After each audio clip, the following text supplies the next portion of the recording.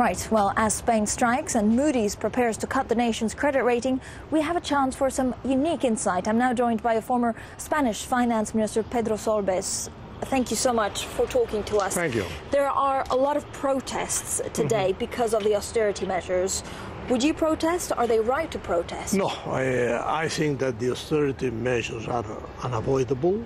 I understand the negative reaction of the trade unions. They have the right to do a strike. But I think it's not a good option because this will not help. This will create even some additional problems. But what they're saying is actually these austerity measures and these deficit cuts may push Europe into a double-dip recession. I do not agree with this approach. I think that the idea of the expansionary policy has already been practiced at the beginning of the crisis in Spain, and we have had a lot of progress to finance our activities afterwards. So if we continue with this policy, I think it will be a very negative one. I understand that this approach could be valid for the United States, could be valid for other European countries, but not for Spain, where we have, we could say, a certain trend to increase public deficit very rapidly. So what are you concerned the most about Spain? I mean, we have this huge unemployment. 25% of people under 25 can't find a job. How do you address that? Well, this is nothing new. This is, so to say, a kind of behavior in the Spanish economy since many years ago. It is true that we have to correct, and our main objective is to correct this trend. This is the consequence of some very different factors.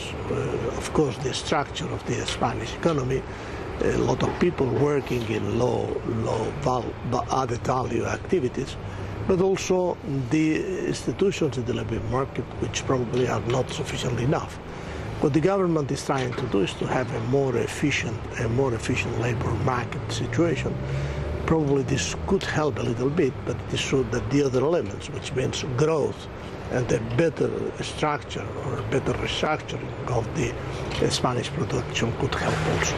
Now, how can we make sure that, of course, we're not going to see another crisis, a sovereign debt crisis? We have the Stability Pact. There are penalties that can be applied, but they've never been applied. How tough do we have to be on the countries that don't abide by the rules? Well, I am convinced that the Stability Pact is a good option, but I have already experienced too that it was not so easy to be applied. I suffered a lot on the application of the Stability Pact when I was commissioner in Brussels. But the idea of having a reasonable rate of public deficit is reasonable for a monetary union. And in this sense, I support completely the new approach in the sense of being more strict as concerns automatic penalties. The fulfillment of the obligations. The automatic penalties have some practical progress that we have experienced in the past.